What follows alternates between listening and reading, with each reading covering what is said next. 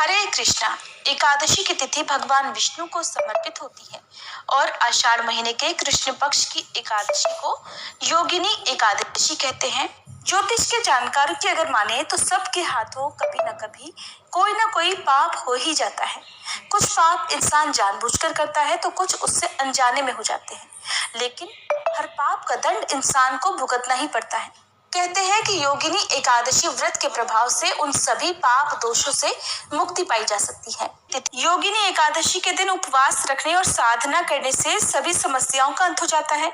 यहाँ तक कि पीपल का पेड़ काटने का पाप भी इस एकादशी का व्रत करने से नष्ट हो जाता है। इंसान के कर्मों को ध्यान में रखकर ही तो ऋषि मुनियों ने व्रत और उपवास के नियम बनाए थे।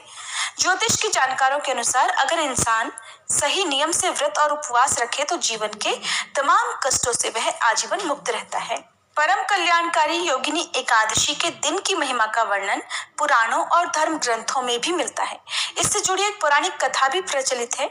पुरातन समय में अलकापुरी का राजा कुबेर शिव भक्त था। हेममाली नामक एक यक्ष उनकी सेवा करता था, जो रोज शिव जी की पूजा के लिए फूल लाया करता था। एक बार हेममाली अपनी पत्नी के प्रेम में पूजा के लिए फूल लाने से चूक गया। तब नाराज होकर कुबेर ने हेममाली को श्राप दे डाला कि वह स्त्री के वियोग में तड़पे और मृत्युलोक में जाकर रोगी बन जाए। श्राप के कारण ऐसा ही हुआ। फिर एक दिन हेममाली की भेंट मार्कंडेय ऋषि से हुई। ऋषि ने उसे योगिनी एकादशी का व्रत करने के लिए कहा। हेममाली ने पूरे विधि विधान से इस व्रत को किया और इस पुण्यदायी व्रत के प्रभाव से उसके सभी कष्ट दूर हो गए और वह अपनी पत्नी के साथ पुनः अलकापुरी में जाकर सुखपूर्वक रहने लगा। चलिए अब आपको बताते हैं साल 2024 में योगिनी एकादशी का व्रत कब रखा जाएगा। आषाढ़ कृष्ण पक्ष की एकादशी प्रारंभ होगी 1 जुलाई सोमवार को सुबह 10:27 से। इससे पहले तक दशमी तिथि रहेगी और एकादशी तिथि समाप्त होगी 2 जुलाई मंगलवार की सुबह 8:42 पर। इस बार भी एकादशी तिथि 2 दिन है। ऐसे में आपके मन में अब ये प्रश्न भी होगा कि व्रत किस तिथि को रखना ज्यादा सही रहेगा।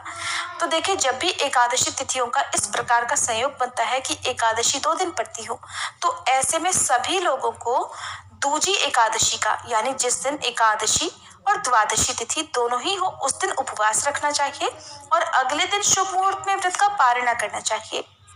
लेकिन कुछ लोग दूसरों से सुनकर जिस दिन एकादशी लगती है उसी दिन से व्रत रखना प्रारंभ कर देते हैं और अगले दिन व्रत पारण मुहूर्त ना होते हुए भी व्रत का पारण कर लेते हैं, जिससे आपको दोष भी लग सकता है। इसलिए हमेशा आपको तिथि और शुभ मुहूर्त की जानकारी होनी चाहिए। अगर आप 1 जुलाई को व्रत रखने की सोच रहे हैं तो आपको बता दें कि 2 जुलाई को मंगलवार के दिन सुबह से लेकर 1:30 बजे तक हरिवासर का समय रहेगा और इस समय व्रत नहीं खोला जा सकता। अगर आपने व्रत रख भी लिया है तो फिर आपको दोपहर 1:30 बजे से 3 बजे के बीच में मंगलवार के दिन व्रत का पारण करना होगा। ऐसे में एकादशी का व्रत बहुत अधिक समय का हो जाएगा, इसलिए सभी लोगों को मंगलवार के दिन व्रत रखकर बुधवार के दिन शुभ मुहूर्त में व्रत का पारण करना चाहिए। एकादशी के दिन यानी 2 जुलाई मंगलवार को सूर्योदय सुबह 5:49 पर होगा। सूर्यास्त शाम 7:12 पर होगा। इस दिन ब्रह्म मुहूर्त सुबह 4:13 से 5:01 तक रहेगा। अभिजीत मुहूर्त दोपहर 12:04 से 12:57 तक रहेगा। अमृत काल सुबह 2:20 से 3:53 तक रहेगा और राहु काल दोपहर 3 बजे से 4:30 बजे तक रहेगा। राहु काल को अशुभ मुहूर्तों में गिना जाता है। द्वादशी तिथि प्रारंभ होगी 2 जुलाई मंगलवार को सुबह 8:43 से। इसी के साथ हरिवासर का समय शुरू हो जाएगा और 3 जुलाई बुधवार को सुबह 7:10 पर द्वादशी तिथि समाप्त होगी। 3 जुलाई बुधवार को सूर्योदय सुबह 5:49 पर होगा। सूर्यास्त शाम 7:12 पर होगा। ब्रह्म मुहूर्त सुबह 4:13 से 5:01 तक रहेगा। राहु काल दोपहर 12 बजे से 1:30 बजे तक रहेगा। व्रत का पारण अगले दिन हमेशा सूर्योदय के बाद और हरिवासर का समय बीतने के बाद किया जाता है।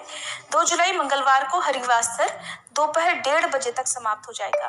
और योगिनी एकादशी का व्रत खोला जाएगा यानी व्रत का समापन किया जाएगा 3 जुलाई बुधवार को सुबह 5:49 से 7:10 तक।